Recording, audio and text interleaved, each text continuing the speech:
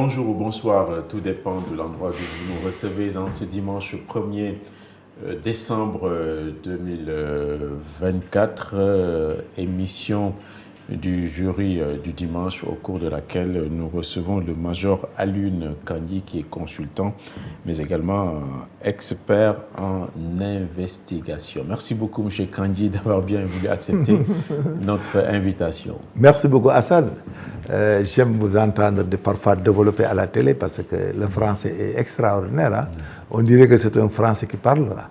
Mais comme j'ai l'habitude de vous le dire, vous êtes un bon journaliste parce que vous êtes agressif. Tout à l'heure, on parlait de l'agressivité qui n'est pas péjoratif, mais parce que c'est un réflexe de préservation et de conservation. Donc, chaque fois, on sent en vous le fait de préserver l'éthique d'un journaliste et que ça entraîne. Vous ne partez pas à deux chemins, quoi. Vous allez directement. Donc, je suis très ravi de venir vous voir parce que ça vous permet de faire ce qu'on appelle l'accouchement d'esprit. De confronter deux idéologies et deux pensées. Et là, on en tire de l'expérience. Mais c'est ça. Mais quand vous dites que quelqu'un ou un journaliste est agressif, bon, hein? Vous ne lui faites pas un compliment. Non, les gens, là, quand il faut te préparer avant de venir. Parce qu'il garde la posture d'un vrai journaliste. Il n'a pas de tabou dans les questions. Et ça, c'est votre caractère. D'accord. Donc, je dois bien le prendre au compte. Oui, positivement. D'accord, merci beaucoup. Finalement, M. Kandji, on vous voit beaucoup dans les médias. Ce n'est pas un problème. Mais c'est vous qui aimez les médias ou ce sont les médias qui vous aiment? Non, c'est les médias qui m'appellent. Moi, je ne demande même pas. Je décline chaque jour trois invitations. Mais parce qu'ils ont des sujets, quand même, et là, de ces sujets, ils veulent avoir des explications claires.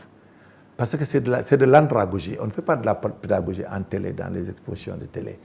C'est de l'andragogie qu'on fait. Et l'andragogie, c'est celui qui apprend et qu'on utilise la méthodologie de l'andragogie. Il faut que tu arrives à satisfaire les attentes de l'auditeur. C'est pour cela que vous me voyez fréquemment dans ça. Parce que ça intéresse les gens qui veulent avoir des notions en procédure pénale, en droit. Et il y a certains cas, il faut les décortiquer. Et c'est tout à l'heure, comme dans les coulisses, quand tu me parlais des bases françaises, les gens ne savent pas pourquoi ces bases sont ici. C'est ça, on y arrivera. Mais parce que c'est circonstanciel et dans le temps, ça se métabolise, quoi. Ça se métamorphose du moins. Ça change. Et finalement, même la théorie pour laquelle, et la raison pour laquelle ces bases étaient là, les gens l'oublient. C'est ça, on va y revenir. Mais avec les nombreuses invitations que vous avez dans les médias, vous n'avez jamais trébuché. On ne vous a jamais pris à défaut parce qu'on a vu ces derniers temps beaucoup de gens qui aiment beaucoup passer à la télé ou à la radio, avoir des moments d'inattention jusqu'à se retrouver en prison. Là, vous faites attention, vous? Non, je ne fais pas attention. Ça dit, moi, d'habitude, je suis formé gendarme, je suis trop républicain. Tout ce que je défendais, je défends l'autorité de l'État. L'État, ce n'est pas une personne. C'est un système, une institution. Mais comment vous pouvez voir une personne responsable, un gendarme et de surcroît et tout, à ma personne, s'attaquer à un président, un ministre? C'est ce que je défendais. C'est pour cela que je me prenais avec vos copains, là, vos amis. Parce que je les interpellais chaque fois dans l'indiscipline. Je ne voulais pas qu'on fragilise les institutions. Et voilà, malheureusement, quand ils sont venus, les gens ont commencé à en pâtir. Vous avez senti, quoi. Les gens sont en train d'en pâtir. Et que quand ils ont des problèmes, et quand ils auront des problèmes, nous aurons des problèmes. Parce qu'actuellement, je vous donne un exemple, quand vous allez en grève pour demander de l'argent, vous demandez à qui? À l'État, non? L'État, c'est qui? C'est Diomaye et Ousmane. S'ils n'ont pas les possibilités, ça sera une catastrophe. Moi, j'ai ma fille qui doit aller à Ziguinchor pour faire la médecine, mais j'ai des problèmes parce que je ne sais plus où aller. J'ai entendu que c'est fermé. Imagine mes investissements de 10 ans, 15 ans. C'est là où on parlait chaque fois. Il fallait qu'ils nous écoutent. Parce qu'il fallait l'éviter. Et aujourd'hui, voilà. On attaque qui maintenant? Dites-moi. Donc là, ça ne devait même pas être l'entame de l'émission, mais donc le fait de fermer une université, c'est une catastrophe. C'est une catastrophe. Imagine quand nous avons des enfants qui apprennent, on arrive au bac. Les là doivent aller en fac de droit, fac de pharmacie, fac de haute médecine, tout. Mais monsieur, on a des problèmes, ça se ferme. Mais c'est un curriculum. C'est une année de perdu. Et quand vous perdez une année, c'est incidentiel sur ta carrière dans l'avenir. C'est ça. Il ne faut pas confondre les politiciens qui sont opposants et ceux qui font de l'expertise pour parler de l'État. Nous, on parle chaque fois de la gendarmerie, de la police, l'usage de la force, l'usage des armes. Et à l'époque, les gens ne pouvaient pas comprendre. Et la magistrature. Mais c'est le même procureur qui est là. Justement, pour rester avec l'université, comment votre fille a réagi quand elle a... Non, mais elle est dans l'impasse. Elle est étonnée. Elle est pressée d'aller apprendre. Parce que la médecine, c'est 7 ans. Il faut aller vite apprendre, puis se concentrer. Et après, se spécialiser, c'est 10 ans. Donc, nous, on n'est même pas sûr qu'on va vivre 10 ans. Donc, on veut la mettre sur la rampe et l'inciter à être assidu au travail et aux études. C'est grave. Vous investissez, vous faites des calculs pour que les enfants que vous avez, chacun a les mêmes calculs que nous. Celui dont le fils a le bac cette année, il pense que dans 5 ans, il va avoir la maîtrise en droit et faire la magistrature. Mais imaginez quand il y a des détails à Ziguinchor, on a fermé l'université, on a dégradé les amphis. Mais si nous allons au bout des curriculums de 3e cycle ou de 2e cycle, mais si on brûle tout, il n'y a plus dans ce pays d'espace pour recevoir les universitaires. Mais c'est une catastrophe nationale. C'est ce qu'on appelle l'amputation générationnelle.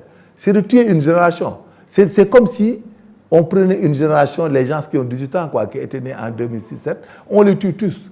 On attend en 2004 pour les tuer, on les extermine. C'est la même chose. Ça devient la même chose. Et que voilà les conséquences. Parce qu'un État, c'est un État. Peu importe les hommes qui viennent. C'est pour cela que le proverbe dit que les hommes passent et les institutions restent. C'était ça ma théorie. Et que voilà, aujourd'hui, ils en ont besoin de nos interventions pour qu'on arrive à les implanter aussi, pour qu'elles aient de l'autorité. Les nouvelles autorités-là ont besoin de ce que nous disions. Voilà, justement, on reste avec l'université, ce qui se passe là-bas à l'université Assane Seck de Ziguinchor. Quelle est finalement la responsabilité des étudiants eux-mêmes? Parce qu'on a vu également qu'ils utilisent souvent le forceps. Le forceps même. C'est ça, le forceps, oui. À la place... Non, ce sont les gouvernants quand même. C'est pas le gouvernement actuel, mais même c'est tous les gouvernements et eux-mêmes compris. C'est-à-dire, je te dis dans les couloirs qu'on ne peut pas nous permettre de faire de l'amateurisme en matière de médecine et d'éducation. Monsieur, ce n'est pas possible. Les routes là, tu peux déblayer une route et les gens vont se débrouiller. Ils peuvent marcher, ils vont arriver. Il faut prendre une calèche, les gens vont arriver. Des voitures, ils vont arriver. Mais l'enseignement, l'éducation, la santé, ça passe ou ça ne passe pas, comme on dit dans Qu'est-ce que vous dites aux étudiants Mais il faut qu'ils négocient. Parce qu'on a vu des véhicules. Non, il faut qu'ils négocient, ils ont trop brûlé. Il faut qu'ils évitent aussi de dégrader les édifices et le matériel pédagogique ainsi que les véhicules. Ils peuvent aller en grève, ne pas apprendre, occuper le terrain, s'asseoir. Chaque matin, ils se mettent devant les amphis et autres personnes n'enseignent. L'État a sa responsabilité, va négocier. Mais quand vous brûlez le dispositif, c'est une catastrophe. Maintenant, même si l'État revient, l'État ne pourra plus reprendre les amphis. Il y aura des problèmes. C'est ce qu'ils doivent éviter. C'est ce qui s'était passé à l'université Cheikh Anta Diop. Vous brûlez tout. Vos documents, vos dossiers, le curriculum, les supports pédagogiques. Et tout, vous brûlez tout. Là, vous ne pouvez plus aller. Même si l'État essaie de régler, l'État ne peut plus. Et que les États, ça continue. Mais c'est nous qui avons des problèmes en ce qui concerne la gestion de nos universités et de nos écoles. Notre éducation là doit être artésienne et bien carrée. C'est-à-dire qu'il faut qu'on budgétise, qu'on prépare les curriculums, qu'on prépare le matériel et les bourses que nous devons donner aux étudiants, qu'on les prépare quand même. Même si on les budgétise, on n'a pas l'argent, on doit aller chercher l'argent. Parce que c'est dans le développement humain. Ça, on ne badine pas aussi. Il faut aussi qu'on soit plus sérieux dans la gestion des universités. Mais est-ce que aussi les gens ne sont pas dépassés par les effectifs? Mais il y a le plan, les statistiques là. Mais mon ami, quand il y a 1000 mariages aussi au Sénégal, quelle est la probabilité d'enfants? C'est quoi? Mais il y a 1000 mariages au Sénégal. C'est 1000 enfants. Mais quand il y a 1000 mariages. Oui. Mais monsieur, il faut dire que il faut dire dans 7 ans, il faut dire dans 7 ans que vous allez recevoir au moins, dans les 1000 mariages, là, tu vas recevoir minimum 800 personnes. Mais il faut planifier. C'est ça. Ouais. Ah oui, dans les écoles, il y a les statistiques sur le plan population. Il faut planifier la planification familiale. Non, attends, il faut que je m'explique. Je ne parle pas de planification familiale. Il faut non, pas du tout. La progéniture, la politique de gestion de mouvements générationnels. C'est des générations. Parce que tu dis la génération qui 2024. Ces gens-là, combien d'enfants on aura à l'école primaire? La probabilité, il y a la morbidité. Oui. C'est la capacitation à la mort, ce n'est pas la mortalité. La morbidité et la mortalité font deux. Maintenant, tu te dis que, c'est pour cela qu'à la base même, nous ne sommes pas organisés. Parce qu'au Sénégal, normalement, chaque mariage doit être déclaré. Et c'est à partir de là-bas où l'État peut prévoir quand même, en matière de maternité, dans 9 mois et autres, les maternités peuvent recevoir tant de naissances au Sénégal. Pour vous dire le départ, avant d'arriver même aux 7 ans des enfants qui pourraient naître au Sénégal, hormis ceux qui viennent de la sous-région. Parce que tout cela, on ne le gère pas. Mais vous savez, dans la sous-région, là, il y en a qui amènent une horde d'enfants et qui les inscrivent dans le Kolda et ailleurs. Mais tout ça, c'est parce que nous ne calculons pas. C'est pour cela que nous avons un pléthore d'enfants qui partent à l'école. Et quand on arrive au bac, nous avons un nombre de bacheliers que nous ne pouvons pas consommer. Il y a les universités virtuelles et autres. Et finalement, c'est du manu-midi, c'est du n'importe quoi. Maintenant, qu'est-ce qui va se passer? Il faut qu'on budgétise, qu'on planifie tout et qu'on suive l'algorithme. C'est-à-dire le mouvement, on l'appelle le mouvement générationnel. L'avènement des générations sur le plan éducatif et sur le plan marché du travail. Tout ça, un pays doit tout planifier et savoir combien de chômeurs il y a. Sénégal, s'ils vous disent un nombre de chômeurs, ce n'est pas vrai. Nous ne pouvons pas. D'accord. Donc, pour terminer avec l'université, celle de Ziguinchor est fermée. L'autre disait que fermer une école, c'est ouvrir une prison. C'est ça. Depuis lors, on a entendu le recteur là-bas, à Ziguinchor, le CROUS également, les œuvres sociales, mais pas un mot du ministre en charge. Est-ce que ça c'est normal? Mais il peut ne pas parler et aller dans les coulisses, enquêter, faire l'état des lieux, et réfectionner les lieux, remettre en condition l'université. Ils ont dissous les associations, parce que je m'en rappelais, les associations d'université au sein des universités c'était des organisations finalement même qui pouvaient être criminogènes. Parce que les gens les utilisent.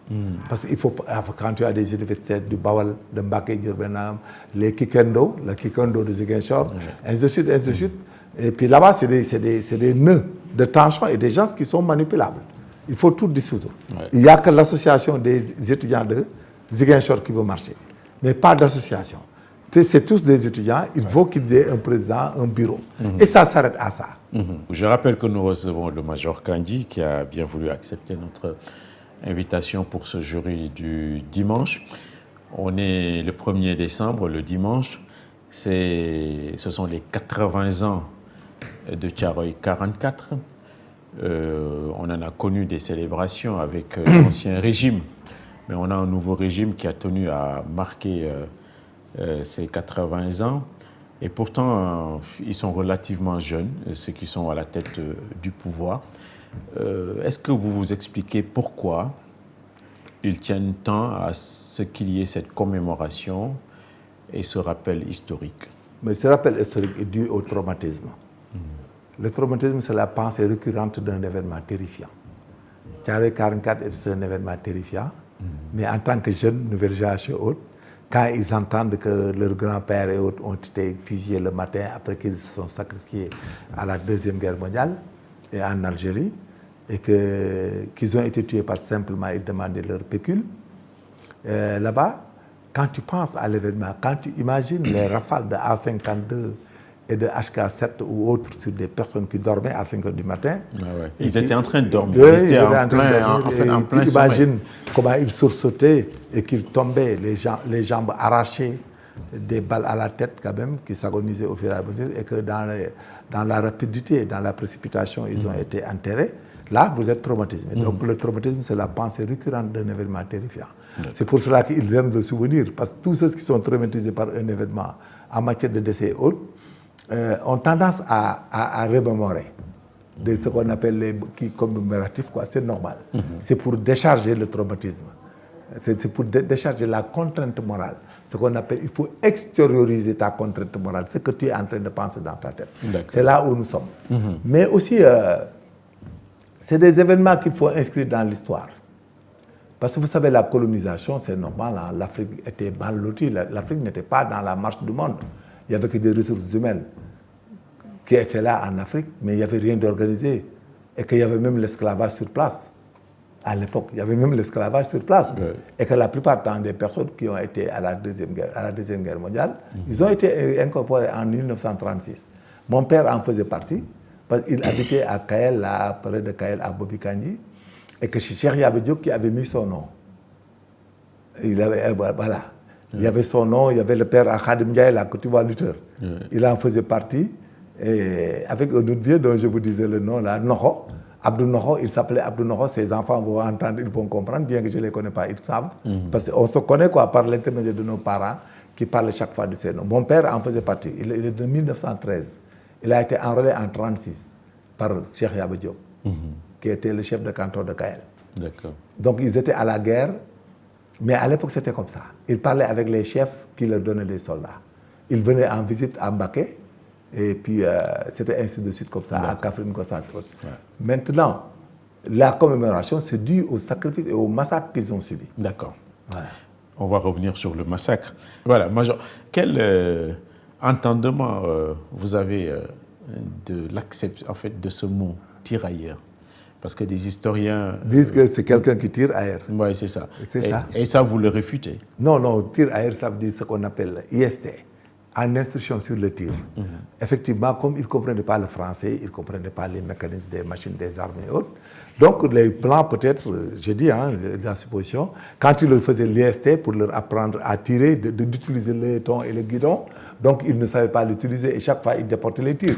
Ils disaient, c'est des tirs ailleurs, mais c'était tous des soldats. Mais après, finalement, et c'était de bons soldats? Oui, c'était de bons soldats, c'était des tirailleurs sénégalais, ils ont inscrit cela. Parce que les Toubabs, quand ils donnent un nom, ils se réunissent, ils disent, on leur donne un nom. Mais en blaguant, ils donnent un nom. C'est comme les opérations Barkhane, les opérations éperviers. Vous avez entendu ça? Oui. Mais ça n'a rien à voir de technique militaire. C'est des noms comme ça, sortir épervier, Barkhane, Djambar, Sénégal et tout ça. Donc nos papas, ils étaient là-bas, c'était tous des indigènes et des vernacles. Parce qu'aucun parmi eux n'avait étudié la langue française. En 1936 quand même, il n'y avait que ça. Et c'est le chef de canton, il les appelait des tirailleurs. Ce n'est pas un nom méchant, il fallait leur trouver un nom et puis ce nom a été valorisé par l'histoire. Et vous nous dites que c'était de bons soldats. C'est d'excellents soldats, des gens très courageux. Oui, ils sont beaucoup blessés, ils traînaient les chars, les mortiers hauts sur pied, ils les tiraient même. Ils avaient des mulets aussi. Des animaux qui tiraient en 1936. C'est vrai. Oui, surtout vers l'Algérie et le Maroc, mon père m'en parlait. D'accord. Et ils avaient des armes, ils tiraient beaucoup, ils tiraient trop bien. Ils manipulaient bien les armes. Parce que moi, j'ai vu mon père détenir des armes, les armes de service et autres, il les maîtrisait mieux que tout le monde. Le démontage du PA et tout. Les armes, là, ils les démontaient tout, ils pouvaient les démonter. Ils les ont formés, et il y a des acquis. Il y a ce qui est positif et ce qui est négatif. Ce qui est négatif, c'est l'abus.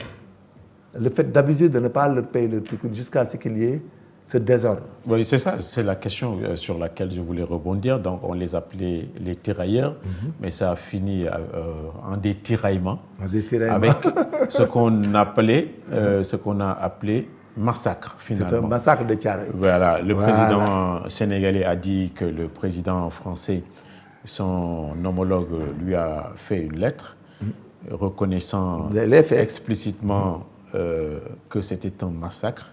Est-ce que vous dites que le mot massacre est un mot indépassable dans cette circonstance-là?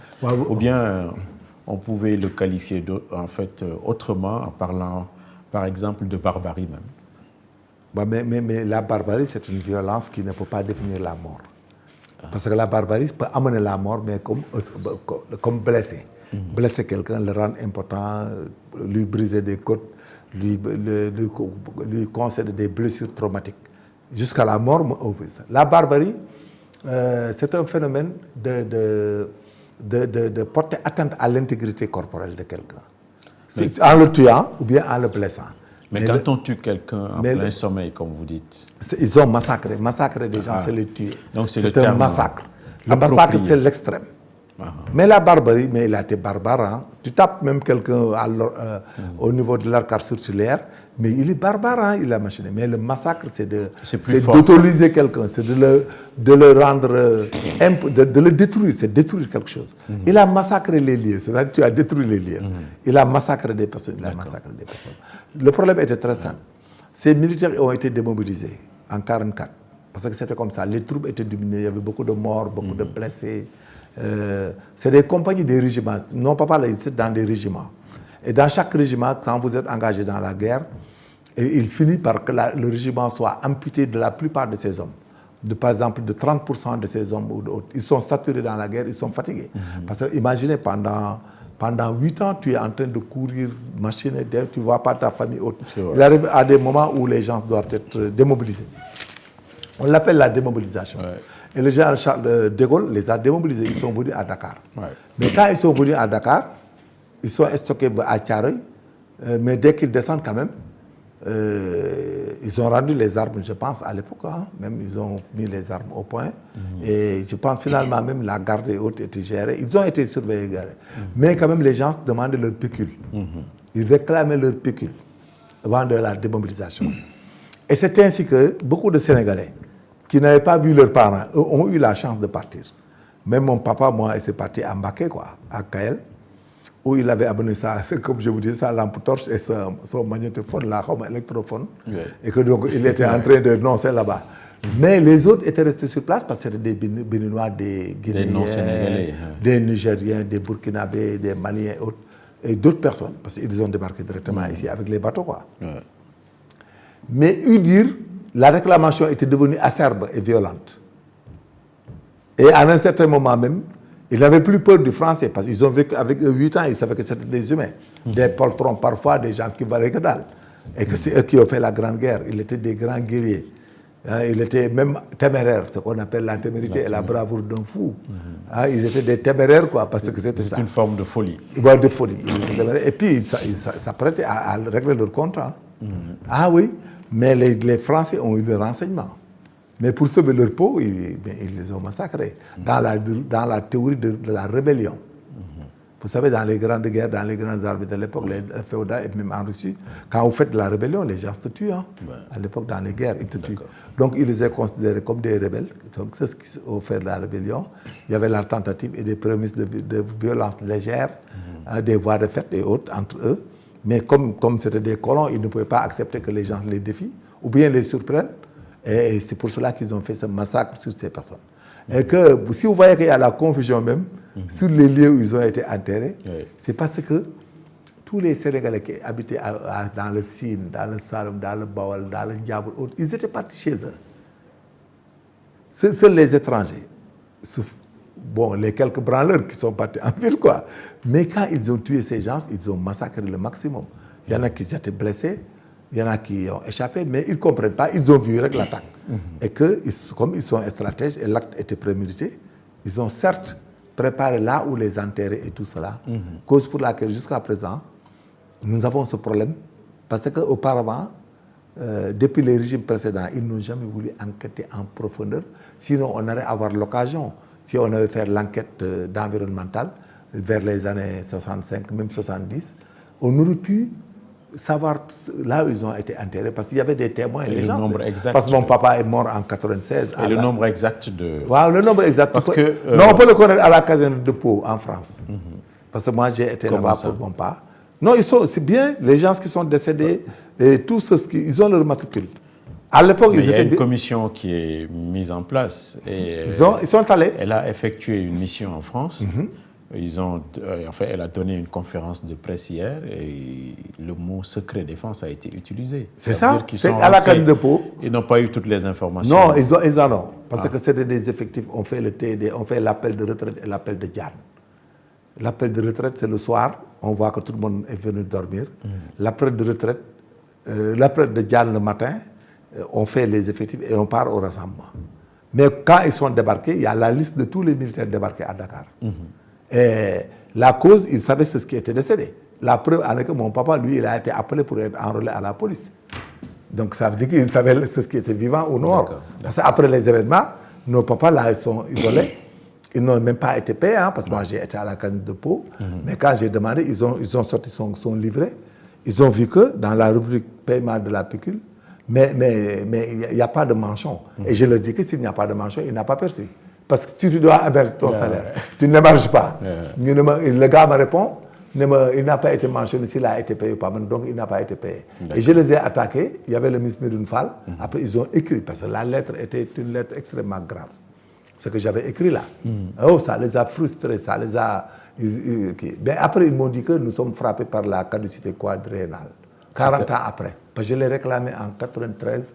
Et que, 40 ans après, là, ce n'est plus possible. Il y avait Mitterrand qui avait fait une loi sur ça, parce qu'il y avait beaucoup de réclamations en Afrique pour des pécules et autres.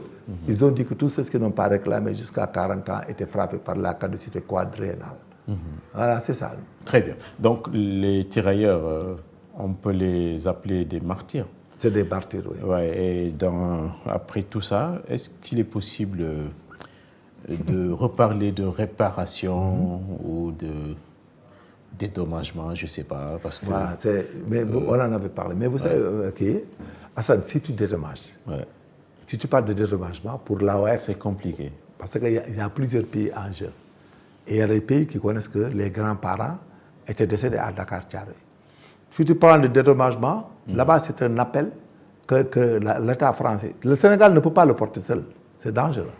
Parce que si tu le portes, la Guinée va te demander de l'argent pour des Guinéens, le Bénin, le Mali, le Niger, le Burkina Faso. Et tout n'est pas... Et puis là-bas, les Nord qui viendront, tu auras des problèmes. Parce que si tu prends 1 milliard d'euros, ça te fait 650 milliards, et que ça fuse tout azimut. Chacun te demande. Même moi, je vais demander que mon papa en faisait partie. Même s'il n'est pas mort, son argent n'a pas été payé. Vous me donnez. Donc nous, c'est sur le plan honorifique. Et je pense que comme la France a reconnu que c'est un massacre, c'est un crime contre l'humanité, commise par la France, et la France, elle est abstraite. La France, elle est abstraite. Je t'ai dit tantôt que les institutions restent et les personnes passent. Donc, ceux qui étaient là à l'époque, c'est le général de Gaulle et les Français, les chefs militaires qui commandaient à l'époque, qui sont des responsables. Mais ils sont tous décédés. Il y a extinction de l'action publique. Dans tous les domaines, il y a extinction. Il y a ce qu'on appelle l'extinction de l'action publique. On ne peut plus parler de pénal et de sanctions. Maintenant, la France, en tant qu'État, peut dédommager. Et que si la France dédommage, nous aurons des problèmes. Parce que tout le monde va sortir. Et que tous les pays vont venir. Qui va prendre l'argent? En fait, de quoi? Et en plus, on peut ajouter que dans la vie, tout n'est pas question que d'argent. Mais c'est ça. Il faut reconnaître, il faut que la reconnaissance de la France et de mettre des mémorials, de construire des mémorials et tout ça. Mais je pense que c'est mieux. D'accord, très bien. Une commission, je vous le disais tout à l'heure, est en place pour les préparatifs et l'organisation même. Il y a beaucoup d'historiens. Est-ce que cette affaire-là, ça doit être uniquement une affaire d'historien? Non, mais l'histoire ne fait que retracer le passé dans ce domaine. Et dans ce domaine, l'histoire est linéaire et connue. Ce n'est pas la peine de beaucoup théoriser là-dessus. La colonisation était là et qu'on leur donnait des soldats selon des conventions qui étaient établies par la France sur l'outre-mer et autres, partout. L'esclavage, il y avait des gens qui venaient, qui partaient. Et finalement, il y avait le principe militaire qui s'est substitué même à l'esclavage. Maintenant, du fait que tout le monde a été enrôlé dans ces systèmes et que tout le monde a utilisé dans des corporations professionnelles militaires, je pense que maintenant, ce qu'il faut faire, c'est de ne pas se victimiser davantage et de l'inscrire dans l'histoire et de par là de renforcer la coopération entre la France et l'Afrique francophone. Parce que la France nous a causé un préjudice sur le plan humain. On ne peut pas lâcher la France comme ça, elle part et on recommence à zéro. D'accord, on va revenir sur la France. Donc, vous suggérez qu'on tourne la page? On tourne la page et on garde l'histoire pour animer, pour permettre à nos projecteurs futurs de savoir ce qui s'était passé tout simplement. Mais que ça ne soit pas des sources de rancœur, de vengeance ou de défiance ou quoi que ce soit. D'accord. C'est ça. Il faut l'éviter, ce n'est pas la peine parce que nous sommes presque des Français maintenant, qu'on le veuille ou pas. Si vous nous voyez avec nos costumes, nos cravates... Et nous reviendrons sur la France. La langue de Molière, là. Nous reviendrons sur la France, dont le président, M. Macron, ne sera pas là. Pas du tout. Ça va être une fausse note? C'est une fausse note, c'est une fausse note. Comment ça? Parce qu'il y a des préludes, il y a des menaces de conflit et il y a un conflit dans le langage. Parce que tantôt, nous disons France dégage, c'est toi qui me le rappelles même, France dégage, dans un pays où tu dis dégage, quelqu'un dégage, dégage. Nous ne voulons pas de vous, nous ne voulons pas de vos investissements, vous nous escroquez, vous nous ruinez. Mais je pense que si on ne règle pas cela d'une manière prompte, la République française ne peut pas prendre le risque de venir. Mais donc, ce président Macron, il ne peut pas venir nous parler de coopération, parce que la France, quand elle se rend dans un pays, mais elle s'accompagne avec les bailleurs de fonds, les hommes d'affaires et autres. Et que comme nous disons France dégage, nous ne voulons rien d'eux. Tout ce qu'il investit ici, c'est d'un abus, il nous exploite. C'est là notre erreur. Mais nous sommes des intellectuels, nous avons appris, nous avons des hommes d'affaires, nous avons des investisseurs, nous avons le collectif des, je ne sais pas, des bailleurs, des employeurs, nous avons des banques, nous avons tout. Nous, si la France vient en tant qu'institution, mais on parle avec... Et tout ce qui peut se faire, on le fait. Mais maintenant, nous nous sommes radicalisés en disant France dégage, ils nous exploitent. Et même les nouveau-nés, les politiques et autres et leurs militants pensent que la France nous ruine. Ils pensent que la France nous ruine même jusqu'à présent, alors que la France ne nous prend un rond. On n'a rien donné à la France. La France ne nous a rien pris pour l'instant, ne nous prend plus rien.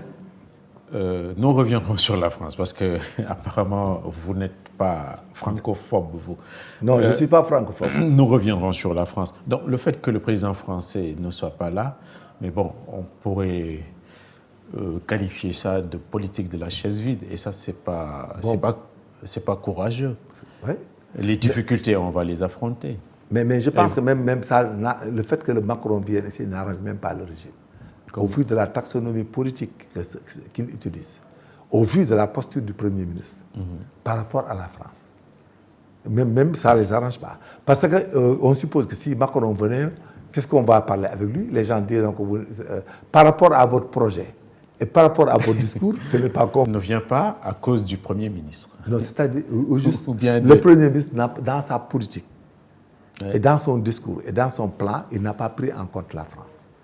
C'est-à-dire, dans tout ce qu'on a dit, on ne prend pas en compte la France sur le plan diplomatique, économique. Et qu'on ne met pas au devant notre coopération avec la France.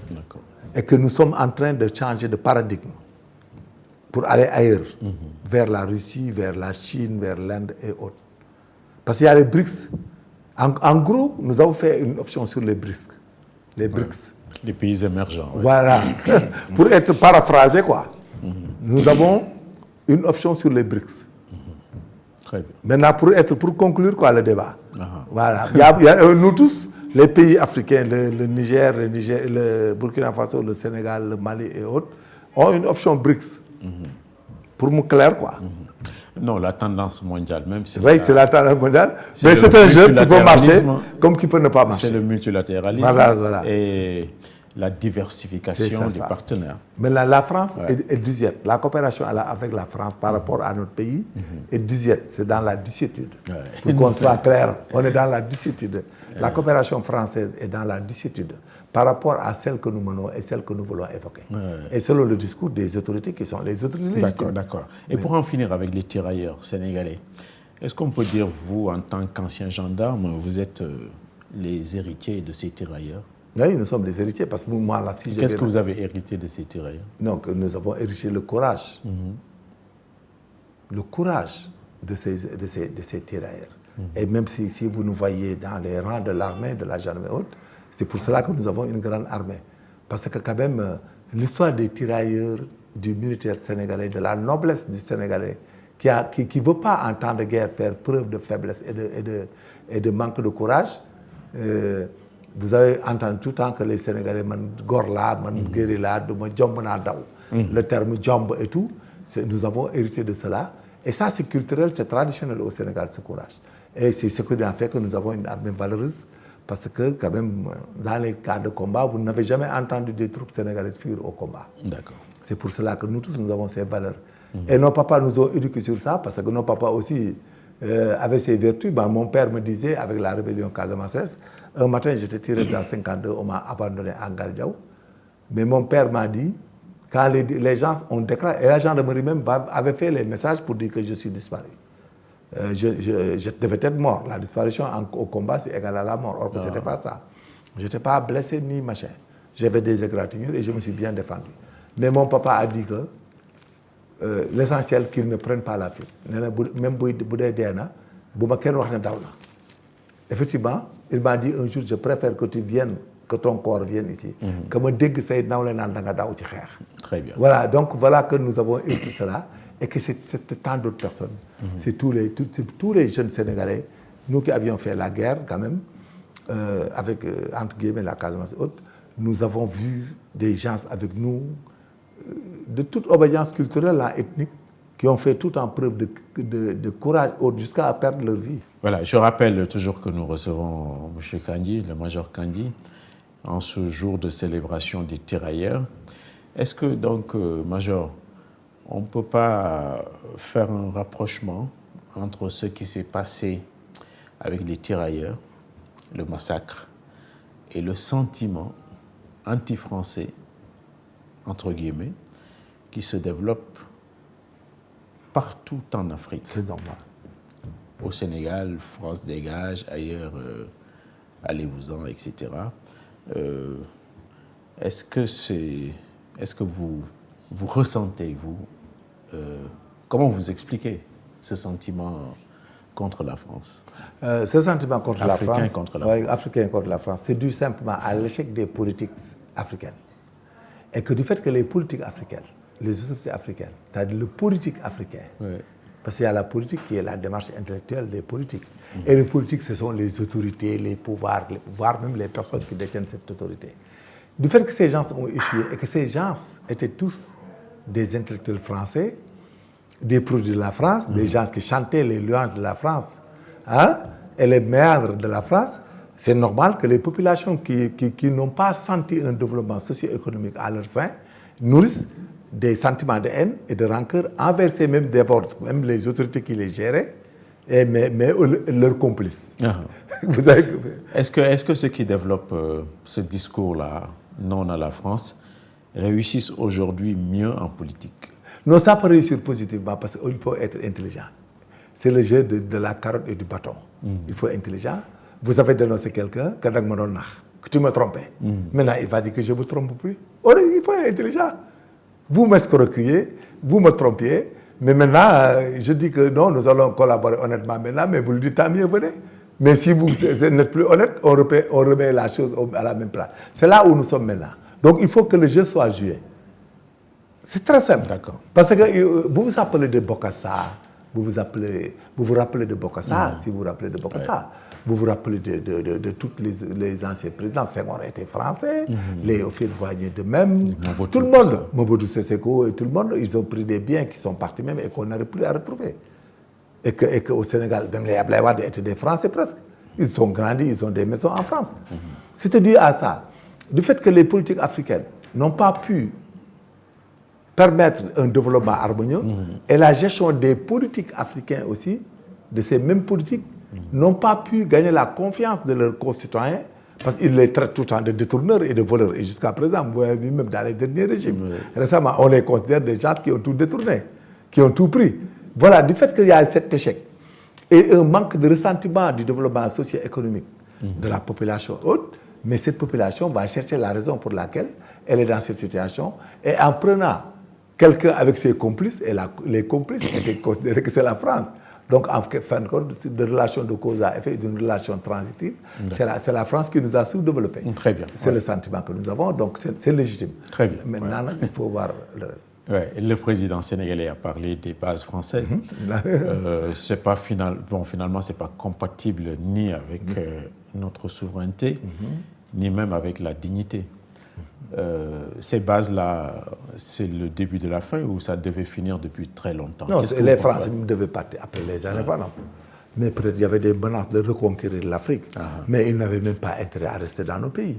Et comme l'a dit Diomaye maintenant, dans la forme, ce n'est plus décent que des militaires déambulent dans un pays avec des chars et des aéronefs. Le président, il a bien communiqué. Non, il est intelligent. C'est extraordinaire. C'est bon, c'est comme ça qu'on veut. Il faut le dire avec... dans la pédagogie, il y a ce qu'on appelle la méthodologie, la méthode démonstrative. Parfois, l'individu, quand il lui parle, l'élève, il faut lui démontrer. Il faut lui dire est-ce que vous êtes d'accord de voir à Paris des militaires français déambuler, sénégalais déambuler avec le char et les tenues, avec étiquette Nagam et leurs armes. Il faut inverser les rôles. Voilà, il a bien inversé les rôles et c'est parti. Maintenant, il a parlé de colonisation, d'esclavage. D'esclavagisation. Mais l'esclavagisation, la France n'en était pas. Ils nous ont colonisés. Les histoires d'esclaves, quand même, c'est nous qui l'avons créé. Nos arrière-grands-parents ont favorisé ça et ils en ont profité. Mais nous, comme on était dans la colonisation, nous sommes décolonisés. Il n'est pas raisonnable de rester là. Ils n'ont pas d'intérêt à rester. Mais dans certains cas, ça pose problème aussi. On peut continuer la coopération de défense. Parce qu'on ne sait jamais dans la vie. Parce qu'avec l'histoire du terrorisme qui peut s'organiser, comme le cas du Mali, les Maliens là, les gens de Gao allaient prendre Bamako, hein. Ouais.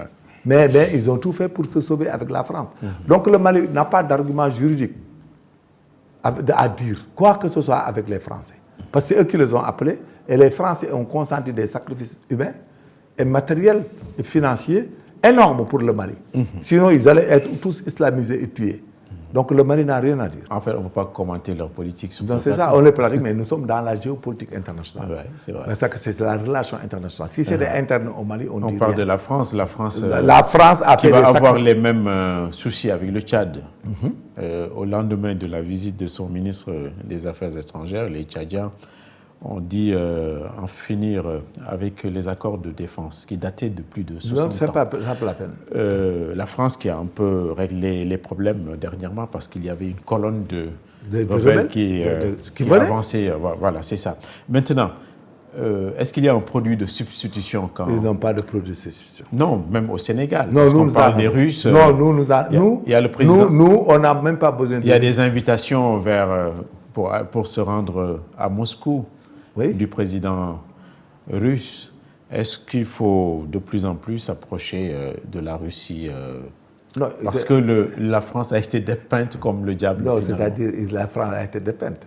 Maintenant, je te parle des BRICS. Beaucoup de pays optent pour les BRICS. Parce que les BRICS donnent de la liquidité. Ouais. Parce qu'ils sont dans la conquête de l'Afrique. Et la Russie est un Et membre, la ouais, Russie... fait partie des BRICS. Ouais, mais c'est couteau à double tranchant.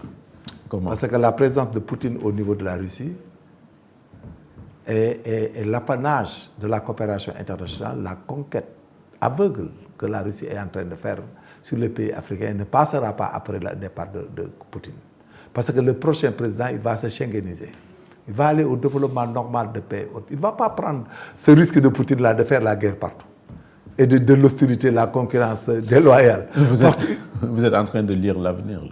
Non, je te dis, c'est dans un prochain qui, c'est pas longtemps. Pas dans moins de 10 ans, même 5 ans. Donc la Russie, tout ça, la Russie, même la Chine, c'est tout ça, comme pas l'éclatement fiable. du bloc de l'Est, ça va revenir à la même chose. La grande Russie qui s'éclate, parce que c'était pas pratique. Les gens sont autonomes. Il y a la Croatie, il y a les Biélorusses, il y a autres. Il y a beaucoup de gens qui sont développés après. Et l'Ukraine même s'était développée. C'est une jalousie là d'attaquer l'Ukraine. D'accord. Donc, finalement, en résumé, vous êtes un ami de la France. C'est ça. Moi, j'aime la francophonie et je sais que c'est des gens civilisés. C'est des gens qui, c'est plus sûr pour nous, pour aider nos enfants à réussir. C'est là la porte de la réussite.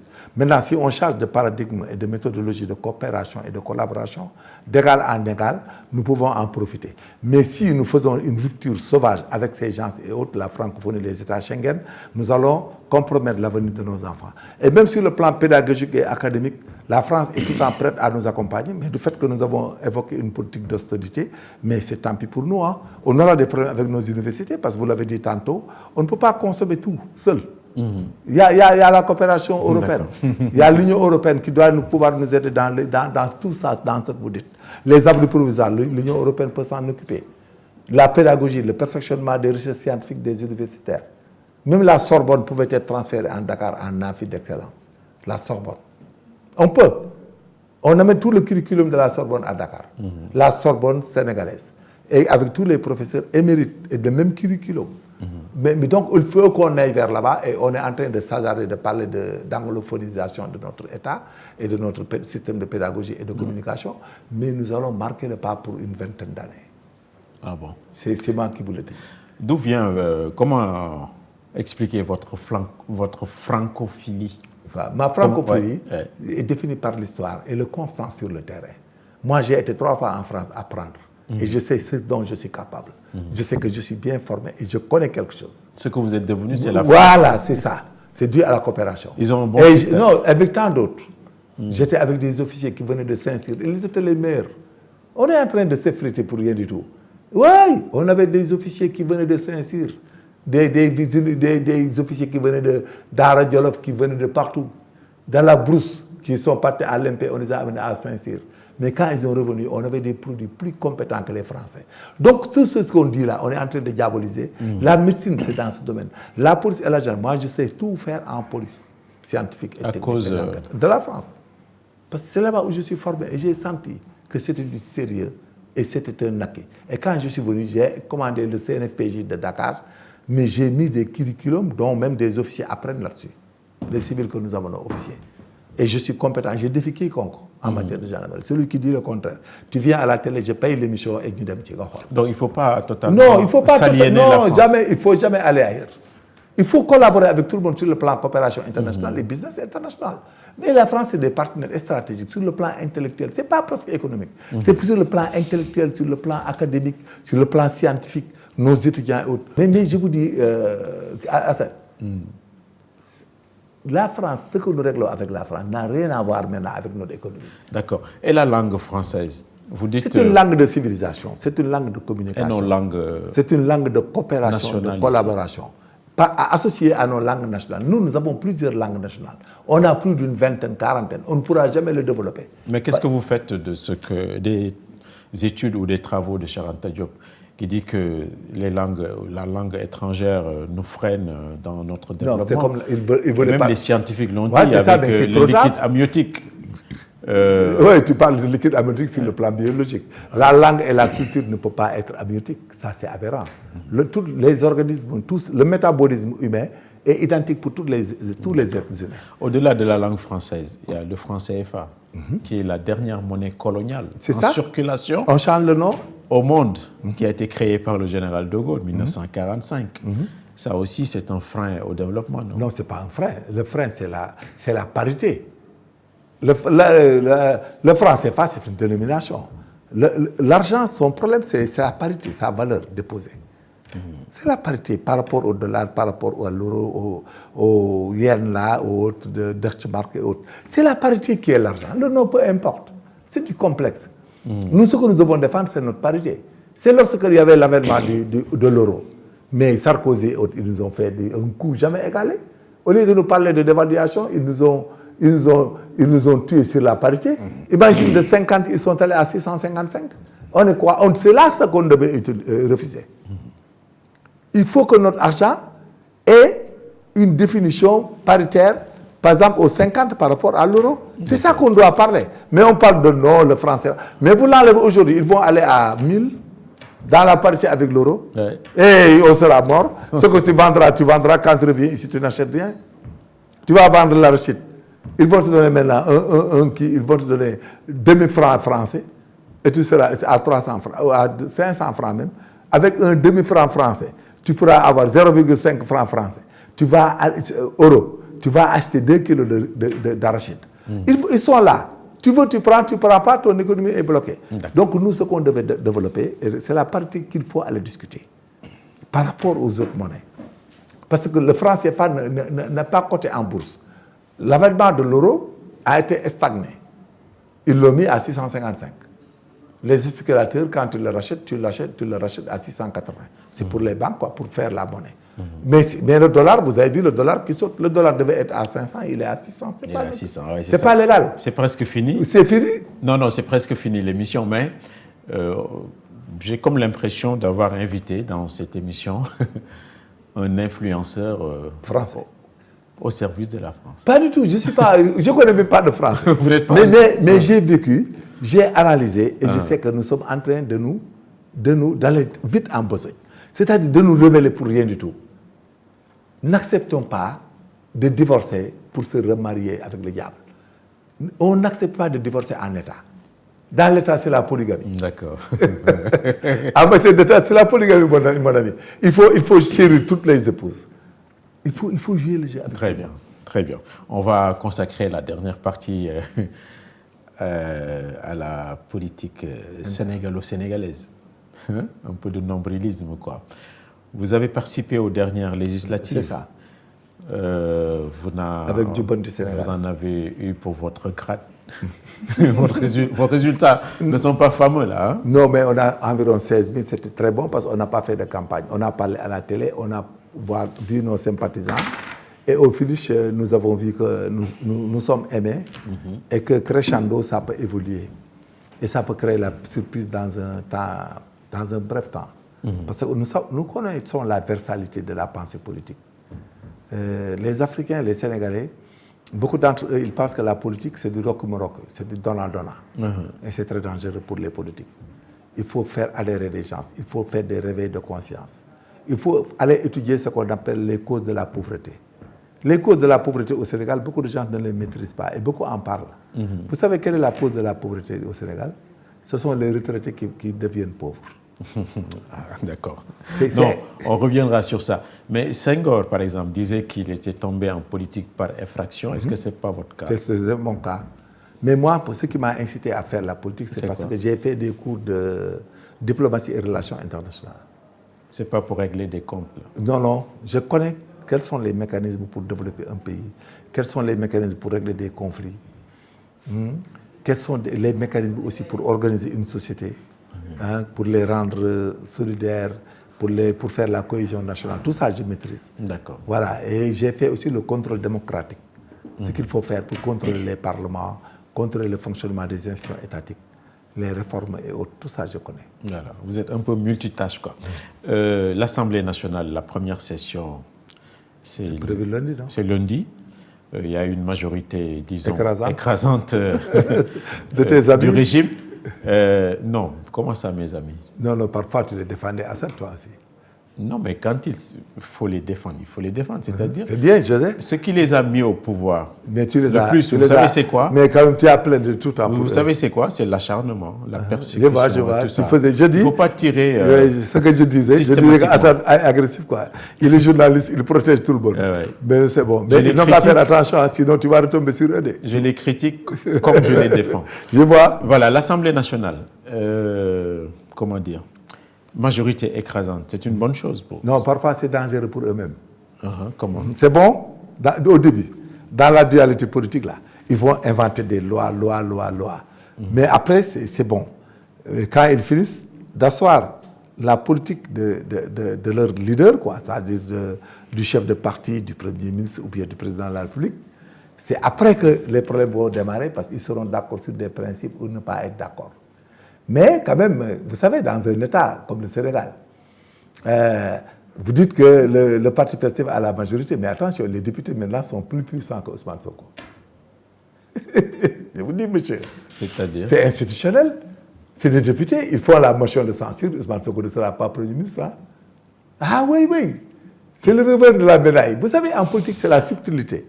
Tout est relatif. Mais non, attends, là, il faut que je vous arrête parce que je ne peux pas comprendre que une équipe marque des buts contre son camp. Non, pas du tout. Tu n'as pas compris.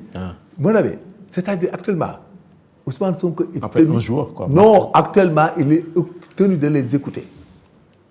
Quand ils ne sont pas d'accord, il est obligé. Ah oui, il ne passera pas. Ah oui. L'affaire là, ne pensez pas que c'est simple en politique, c'est grave. C'est pour cela que moi, je conseille au président Diomaye de créer un Sénat très puissant, qui a de l'ascendant sur eux. S'ils ne font pas le Sénat, arbitre est fait. Il faut un Sénat. Mais on a eu un Sénat ici. Non, ce n'était pas des Sénats comme ça, c'était des Sénats de clientélisme. Quel genre de Sénat vous? Non, il faut un Sénat qui a des pouvoirs du contrôle démocratique, même du contrôle du fonctionnement de toutes les institutions autres. S'il y a des choses à prendre, les gens ne les prennent pas, le Sénat l'impose. Mais le Sénat est avec le président de la République, pas avec le Premier ministre ni avec les parlementaires. Donc là, vous vous présentez en conseil du président?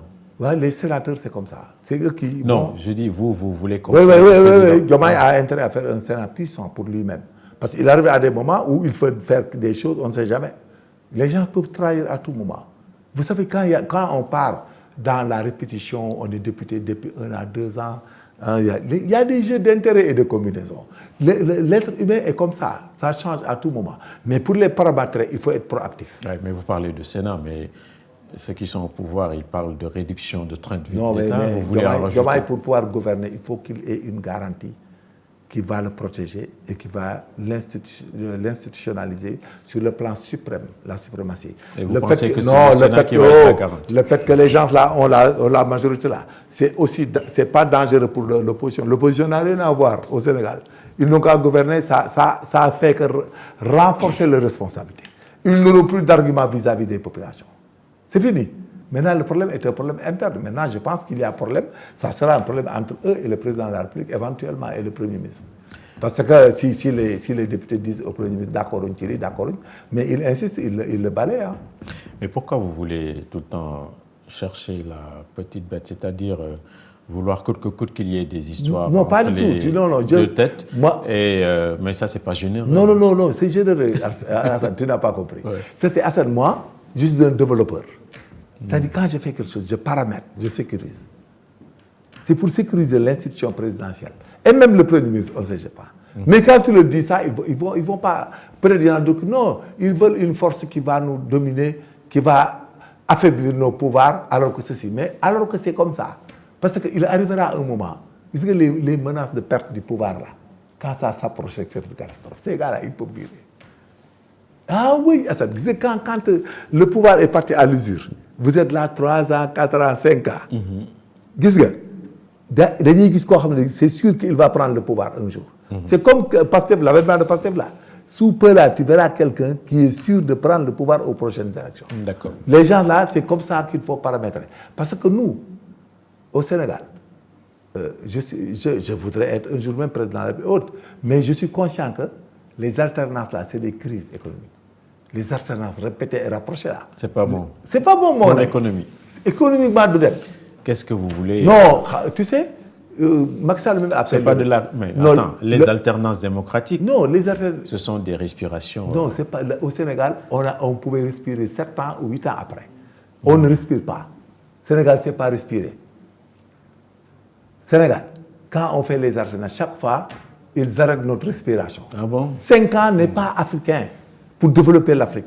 Parce que tu peux mettre en place aucune politique. Mais avant, c'était 7 ans. Mais il fallait laisser les 7 ans, 2 fois.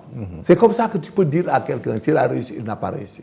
Mais imagine, Sénégal, chaque fois que tu fais 4 ans, tu es affolé par les prochaines élections.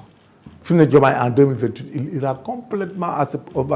Les gens vont fuser tout azimut pour les élections de 2029. C'est une catastrophe. D'accord, très bien. C'est pas bon. Donc vous théorisez la vacance, non, la vacance démocratique. Je théorise ce qu'on appelle la vacance démocratique. C'est quoi? C'est-à-dire, on va parler avec un Sénat haute, on va faire les élections en février 2031. Et là-bas, s'ils échouent radicalement, ils quitteront. Et là-bas, s'ils peuvent réussir, s'ils sont compétents, ils vont réussir. Mais sinon, nous allons venir prendre le pouvoir, on sera dans le même délai. D'accord. C'est-à-dire que même si on vient prendre le pouvoir, Major Kanye président un jour, mais j'aurai les mêmes problèmes qu'eux. Mais là, moi, je ne vous suis pas parce que vous êtes un peu dans la fiction. Non, pas du tout, je n'ai pas de la fiction, c'est un exemple que je donne. Ouais, c'est vrai. Tu es conscient qu'en 5 ans, tu prépares des élections, tu viens, tu mets en place des gens pendant 1 an, et tu retournes en élection 3 ans après. Mais imagine, qu'est-ce que tu vas faire dans ce pays? Rien du tout. D'accord, très bien. Donc vous avez théorisé la résurrection la vacance. du Sénat, le retour en quelque sorte, mais également vous nous dites que un remaniement ministériel après cette élection et l'installation de l'Assemblée est inéluctable, vous dites. Oui, il faut faire ce qu'on appelle un remaniement ministériel, parce qu'il y en a certains qu'il va nommer là-bas comme député, il y en a qu'il va sortir, qu'il va faire entrer, et puis à chaque fois qu'un Parlement vient, le Premier ministre là, il démissionne, le gouvernement démissionne, il remake, parce que tu ne peux pas avoir une ordre de milliers de personnes et tu dis que tout le monde est compétent. Il faut que du remake, Ousmane Sonko va faire des ajustements. Il faut réajuster, reprendre et tout. Et partager les pouvoirs. Parce qu'actuellement, le jeu avec lequel les gens jouent avec Ousmane est un jeu, ça va l'amener à l'usure. Il faut qu'il ait de bons répondants. Hein. L'usure, c'est-à-dire les dossiers vont le ils vont finir par le consommer. Non, il faut des répondants. Il ne faut pas faire les mêmes erreurs que les précédents. Il faut chercher des gens qui vont décider. Parce que sinon, les ministres, là, ils vont avoir peur, ils paniquent. Ils commencent à dire que ce n'est pas de ma responsabilité. Ils ne vont plus prendre certaines responsabilités. Vous avez entendu, vous m'avez parlé de l'enseignement supérieur, le ministre n'a rien parlé. Il faut qu'il aille sur les lieux, faire l'état des lieux, chercher des solutions. Mais tu ne vas pas aller dans les couloirs pour dire que le gouvernement ne m'a rien donné. C'est dangereux. D'accord. Tu vois que ce que je dis là, c'est des techniques de gestion et de responsabilité. Il faut qu'il laisse chacun aller dans sa propre responsabilité. Mais s'il veut parler à la place de tout le monde, finalement, il ira à l'usure. À l'usure. Voilà. On verra ce que ça donnera. Pour terminer, Moustapha Diakhaté, pour personnaliser un peu notre débat et pour finir. Et l'autre. Donc, sa place, la prison, ce n'est pas sa place. Non, la prison, ce n'est pas sa place. Mais la technique qu'utilise le parquet, ce n'est pas la même chose que les politiques. Le parquet, il agit sur les 2 flancs. Protéger Moustapha Diakhaté et l'ordre public. Protéger contre quoi? C'est-à-dire, bon, vous savez, il y a une théorie. Quand il y a un trouble à l'ordre public, c'est 2 parties. Chaque partie pense qu'elle a raison. Chaque parti, si vous êtes en conflit avec madame, votre épouse, mais chaque fois tu as des théories. Tu sais que vous êtes tout le temps en antagonisme. Parce que quand ton papa vient pour régler, tu vas répondre de Degerbop. N'est-ce pas? En gestion d'un État sur le plan côté pénal, c'est le procureur qui le gère. Et la psychologie de par laquelle le procureur gère ça, ce n'est pas de la psychologie politique. Parce que le procureur, il est allé sur la proactivité des troubles, pour éviter des troubles tout simplement. Parce que ce qu'a dit Moussa Diakhaté, c'est que voter ni dans alco. Quand tu dis alco, même si le répondant dafa mel ni alco dans alco pour nous mooy koy dem safara quoi. Et surtout mooy ko yàlla mourir quoi. C'est le terme quoi loolu la ñuy wax. Léegi ñun dans le français et dans le ouais. Allez-y. Mais il y a beaucoup de mélange de wolof et de français. Non, d'accord. C'est pour que les gens se comprennent. Ouais. Quand on dit le terme alco, il l'a dit en olof. C'est comme c'est quelqu'un qui est maudit quoi, qui est potentiellement éligible pour l'enfer quoi. C'est ce qu'on appelle alco en olof.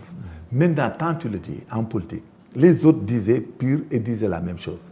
Mais quand le procureur il est saisi dans cette affaire, il est saisi ou bien il s'autosaisit, parce qu'il y a une question d'ordre public, il fait le ménage.